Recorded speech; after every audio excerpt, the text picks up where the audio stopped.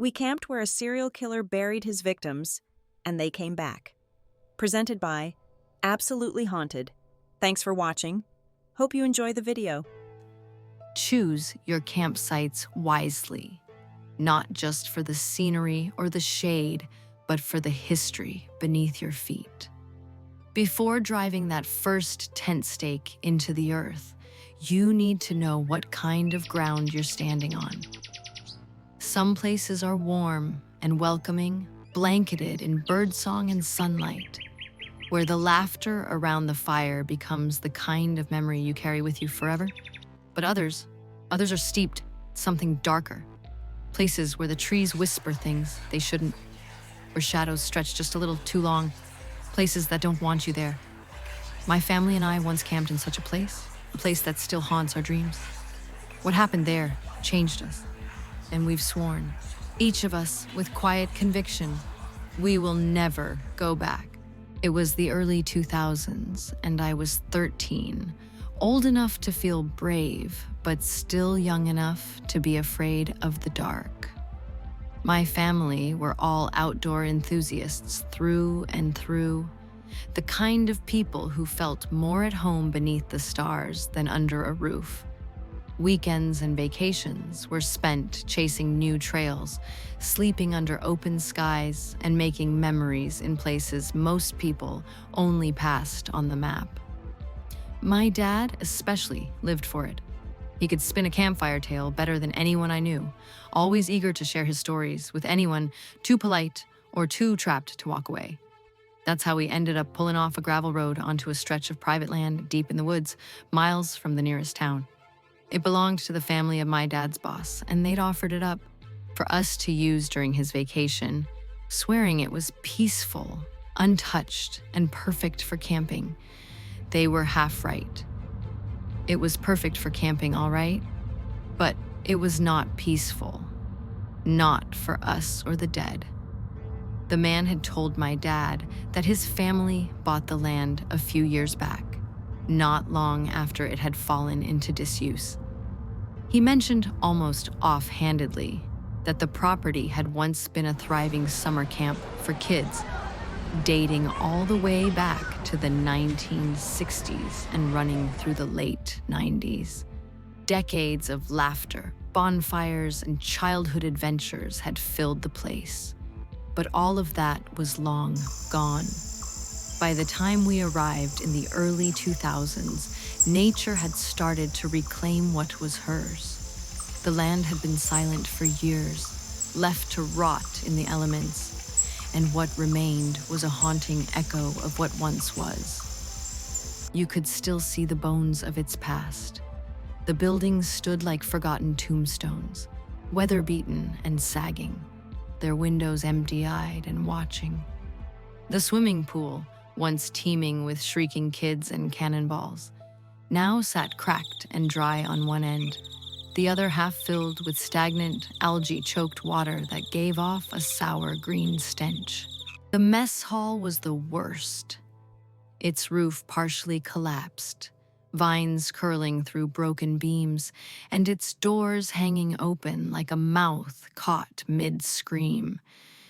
It should have felt like an adventure, but from the moment we pulled in, the air felt wrong, too still, too quiet, as if the land itself was holding its breath.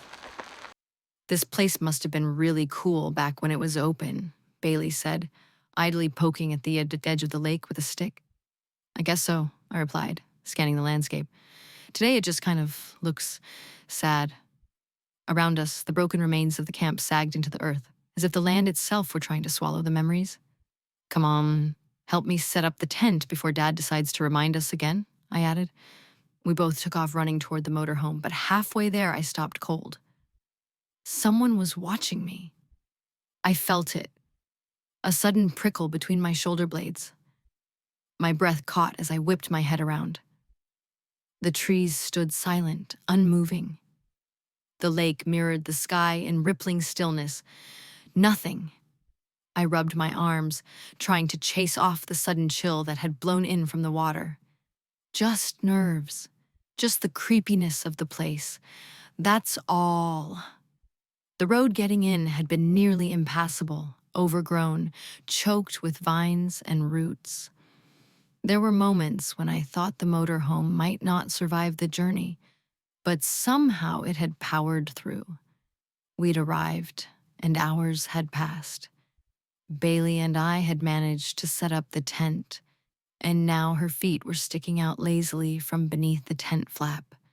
She was humming to herself, flipping through her favorite teen magazine like she didn't have a care in the world. When she noticed me peeking in, she raised an eyebrow. "What do you want?" "What do you mean?" I asked. She looked angry. "Oh, come on. You've been calling my name for at least 30 minutes. I stared at her blankly. "I didn't call you." She stared at me, annoyed. "Stop it." Her voice was sharp, too sharp. "I heard you calling my name a few minutes ago," she said. "I looked out but didn't see you." "That's because I wasn't over here. I was on the other side of the lake with the twins. We were exploring." "Sure you were," she snapped and zipped the flap shut in my face. "Believe what you want," I muttered, skipping off toward the tree line, trying to shrug it off. Bailey was 16 now, and the older she got, the weirder she seemed. Still, her accusation kept turning over in my mind. If she really had heard her name being called, who or what had been calling it? I tried to distract myself studying the land. It should have been perfect for a campground. The lake was wide and deep, with a sandy beach that sloped gently into the water. There was space for dozens of boats, maybe more. The layout of the land was ideal, and the infrastructure, even in ruins, it was massive. You could still see the scale of what had once been here. It must have cost a fortune to build back in the day. So why abandon it? Even if summer camps had faded out, family campgrounds were still thriving. Why let it rot? You know why. The thought came from nowhere, sharp and uninvited, like a voice that wasn't quite mine. You know why. Something's wrong here. The feeling was undeniable now, a low buzz of dread in the bones, in the way the silence clung too tightly to the trees, in the way shadows shifted just slightly when you weren't looking, in the way the wind never quite reached the ground. I rubbed at my eyes, trying to silence my thoughts. But I couldn't forget the faded yellow police tape I'd seen wrapped around a few trees deep in the woods. It had been old, fraying, barely visible, but it was there, and the ground was disturbed. It looked like someone had done a lot of digging where the tape was. Had something happened here? Something horrible? I didn't want to know. Not really. For some reason, I felt like we were trespassing in more ways than one, I thought, as we neared the old mess hall. Its roof sagged in like a broken spine, part of it completely collapsed. Anna had already warned the twins, Kelsey and Kenton, about staying clear of unstable buildings, but that didn't stop them from inching closer, curiosity shining in their eyes. I hopped up onto a fallen tree, its branches splintered and decayed. Part of it had caved in the mess hall's kitchen roof. I sat down, legs dangling, staring at the wreckage. "Can I ask you guys something?" I said, my voice quieter than I meant it to be. "Sure," they answered in unison. "Do you guys feel, I don't know, something weird when you're walking around this place?" I asked. Anna, who at 18 had long since outgrown the kid table and looked more like a woman than our big sister, stiffened. Her expression darkened for just a second. A flicker of discomfort. She couldn't hide fast enough. I caught the look and locked eyes with her. "What was that?" I pressed. "You felt something too, didn't you?" At first, she tried brushing it off. "You're imagining things," she said, but her voice wasn't confident, just careful. And after a moment of hesitation, she gave in with a sigh that sounded more like surrender. Something was walking around my tent today, she admitted. Footsteps, always just outside. But every time I unzip the flap, there's nothing there. Nothing. Just silence. Like it knows when I'm about to look. We all stared at her, and then she added, quieter, and now I think it has started calling out my name. Bailey jolted upright. Me too, she burst out, almost relieved to say it. The two girls started swapping details. Whispers from within the dark of the trees. Footsteps that stopped the moment you listened. Voices that mimicked but didn't belong. Their stories matched too well to be a coincidence. Then Kenton, 10 years old, the resident know-it-all, an only boy, folded his arms and scoffed like we were all parts of some dramatic horror movie. "You're all just crazy girls," he declared. "Nothing's happened to me. Nothing's happened to you either. Right, Kelsey?" He turned to his twin sister. He was expecting her to back him up. But Kelsey didn't answer right away. She glanced at each of us, then lowered her voice. "Well," there was the muddy, wet girl. Kenton's face went pale. "What do you mean, muddy, wet girl?" Kelsey looked nervous, her hands twisting in her lap. "I didn't say anything earlier because it sounded like I am going crazy and it embarrassed me. But I got mad at Kenton today and went to sit by the water. There were lilac bushes blooming all along the bank, and they smelled really nice. I was just sitting there, breathing it in, when everything went quiet. Like, really quiet. Even the birds stopped singing." "What happened next?" Anna asked, her tone serious. Kelsey's face changed. She looked genuinely haunted as she recalled it. "I didn't see anything at first," she whispered, "but I felt it, like the air had dropped for 5 degrees all at once. Then I saw her. She crawled out from under the lilac bush." Kelsey's voice dropped even lower, and we leaned in. Her hair was red, matted with mud and leaves. Her skin was pale and dirty, like she hadn't seen sunlight in years. She was dragging herself, literally dragging herself, through the mud with her arms. Her legs were crushed, broken, like she'd fallen from somewhere high and never healed. She was wearing a green summer dress covered in filth, and I could smell her. It was awful. Like when that dog got hit by a car and no one found it for days. "You remember that, Kenton?" Kenton looked like he might throw up. "Yeah," he said hoarsely. "I remember." "What did you do, Kelsey?" he asked. His voice cracked.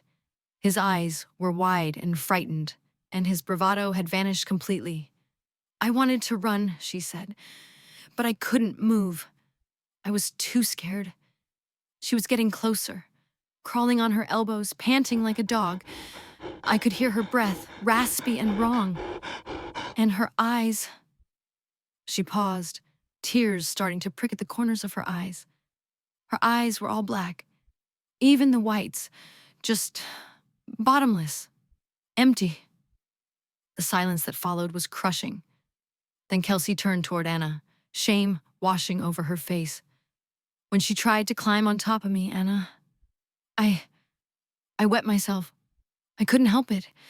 I was so scared." Anna didn't say a word. She just leaned forward and wrapped Kelsey in a hug that didn't let go. "That's okay, Kelsey," she whispered. "If that happened to me, I would have done the same thing."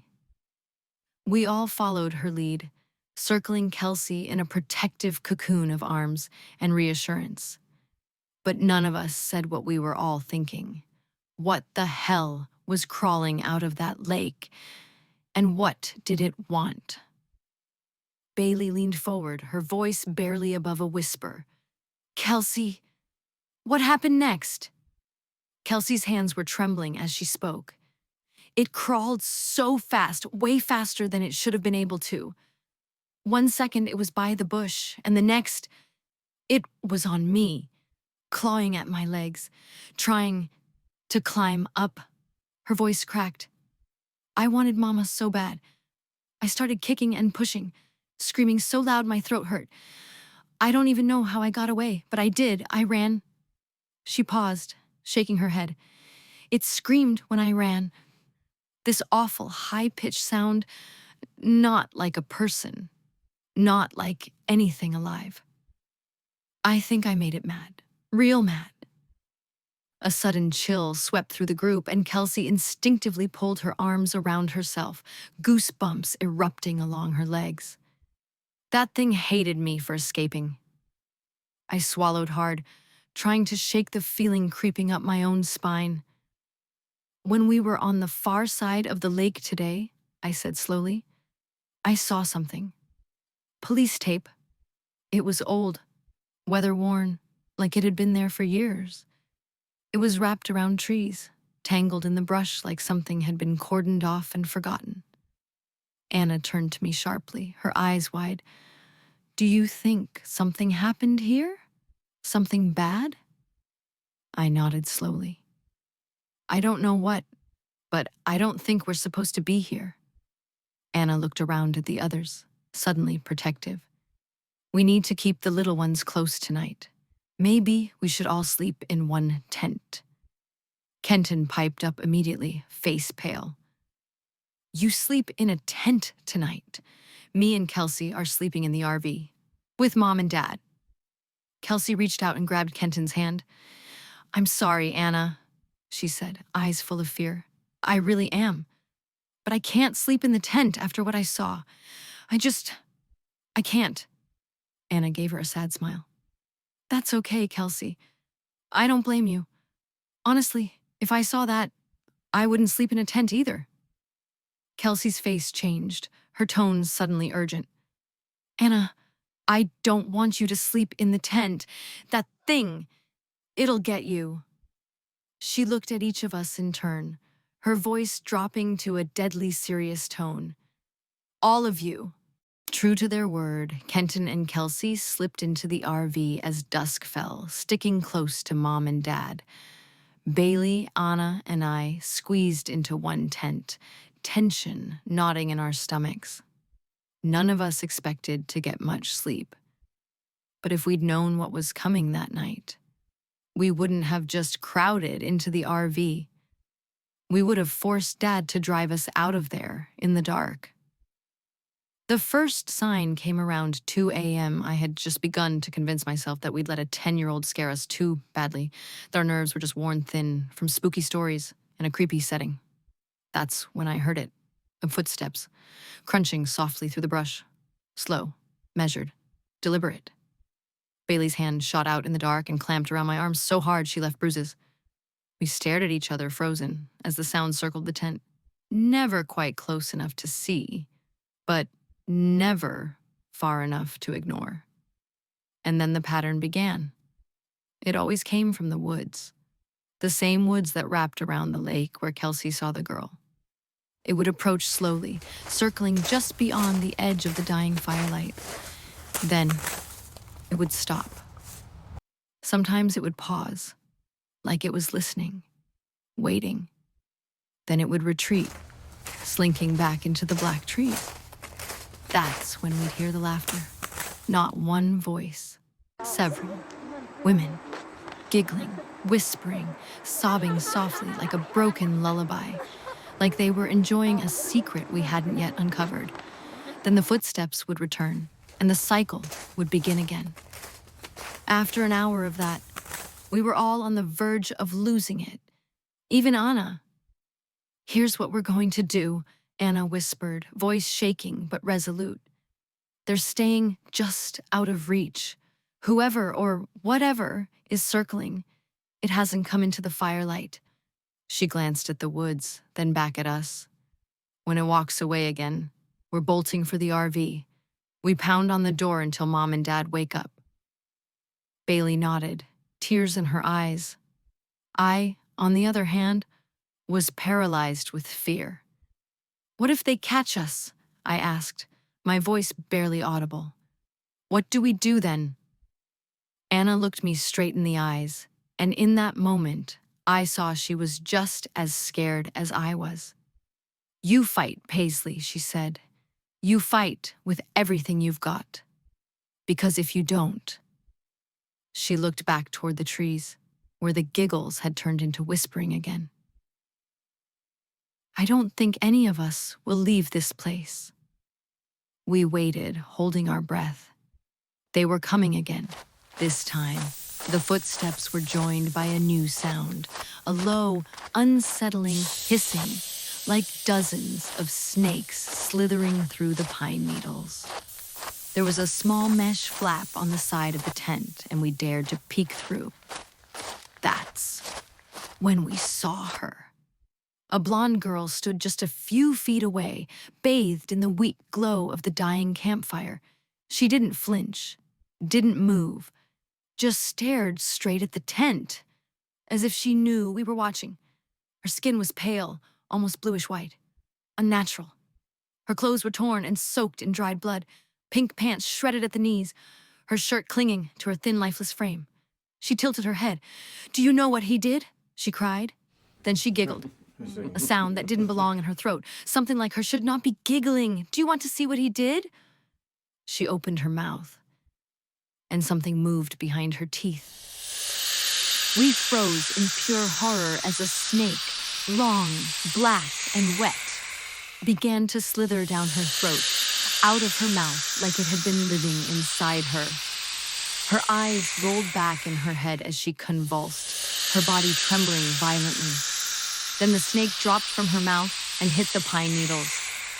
It came straight for the tent. That was it. Ghost or not, we were done. We tore out of the tent in a frenzy, screaming. Bailey, bravest of us all, turned mid-run and kicked the snake with a force worthy of an NFL highlight reel. The thing flew through the air like a football. That's when the ghost girl shrieked, an ear-splitting wail that shattered the night. She launched after us. She was running, but her legs were moving unnaturally fast, her bloodied feet pounding the forest floor. We sprinted, gasping, stumbling toward the RV. I thought we were doomed. I thought she'd catch us before we could knock. But then, miracle, the RV door flew open and Dad stepped aside. We barreled inside. Kenton and Kelsey were already there, crying, throwing their arms around us as we collapsed onto the floor, gasping for air. "We told him," Kelsey cried. "We told Daddy. He was coming to get you so we could leave." Bang! The RV shook as something slammed against the side. Then again, and again. Dad jumped into the driver's seat. Mom pulled us close, whispering over our panic. "It's okay. You're safe now. Daddy's going to get us out of here." But the RV began to rock. I looked out a window and screamed. There were at least 20 women outside, twisted, decayed, eyes hollow and glowing faintly. Some were missing limbs. Some had no faces. Their clothes were tattered, stained with death. They were all rocking the RV, trying to tip it. Dad floored the gas. The engine roared.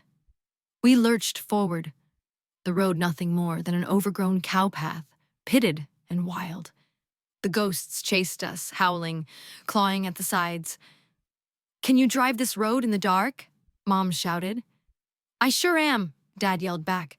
"But it's curvy. Trees are close. We have to go slow." Mom's voice was full of fear. "We can do it." Dad said it, but his voice had no conviction. "Just don't get us stuck, Greg," Mom cried, trying to stay strong for our sake and pulling us closer. Dad threw a thumbs up, jaw clenched, eyes locked on the winding road ahead. And then, up ahead, he saw her. But he couldn't believe his eyes. "What the hell is that?" She was back. The blonde girl, the one with the snake in her mouth, was in the trees. She was perched on a branch above the road. Impossible. Inhuman. But there she was, watching with empty eyes, a long stream of drool hanging from her mouth. As we passed under her, we heard a thud on the roof, then scrambling. Then her fingers, blackened, cracked, appeared through the roof vent, tearing at it, trying to rip it open. I screamed, "Faster, Dad! She's getting in!" The RV leapt forward. Tires bounced on the rough terrain. Then suddenly, pavement.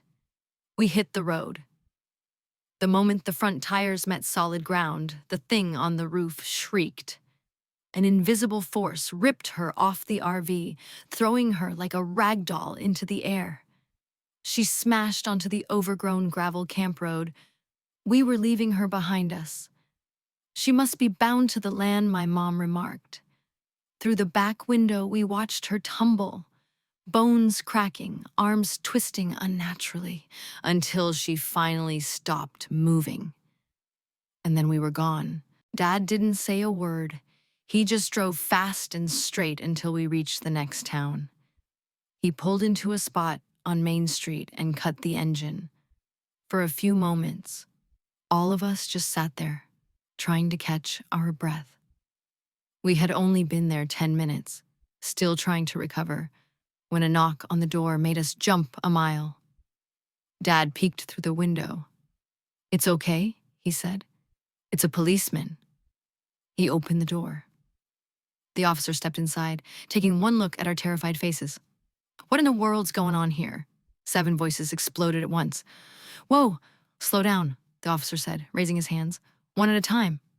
After he heard our stories, he asked Dad to step outside. We watched through the windows as Dad paced, gesturing wildly, the officer trying to calm him. They talked for half an hour. When Dad came back in, he looked pale. He sat down next to Mom and shook his head. "That land," he said, "it's got a reputation around here. People don't go out there anymore." Mom blinked. "What do you mean, a reputation?" "It used to be a summer camp. But there were accidents every single year. Drownings, animal attacks, falls, even food poisoning. No one could explain, as only one kid got sick. Eventually, they shut the place down." "It sounds cursed," Mom whispered. Dad nodded grimly. "That's not even the worst of it. After it closed, a serial killer started using it. He'd kidnap girls and take them there. Most were never found." My stomach dropped. He looked at me. "You said you saw tape in the trees. That's where they found his so-called graveyard. They think there are still more bodies out there. Ones he said weren't clean enough to be with his angels." He turned to all of us, his voice hollow. "The cop said my friend's family wants to open that place back up, make it a campground." He looked out the window at the quiet town. "Everyone here is just waiting to see what happens." We didn't wait. The next morning, we drove away from that town and that forest as fast as we could. We never went camping again. None of us was ever willing to risk it. That campground, it never happened. I guess the crews they hired to do the work to bring it back started quitting when they had their own experiences. Word spread. No one would hire on to do the work. Today it sits stagnant, reclaimed by nature. The buildings fell in, and almost any sign of human population has disappeared. But they say on dark nights, if you listen closely, you can hear the sound of snakes hissing and women giggling. We appreciate you, our viewers, so much. Please like, drop a comment, and subscribe to us so we can continue to grow the channel. Thanks for watching.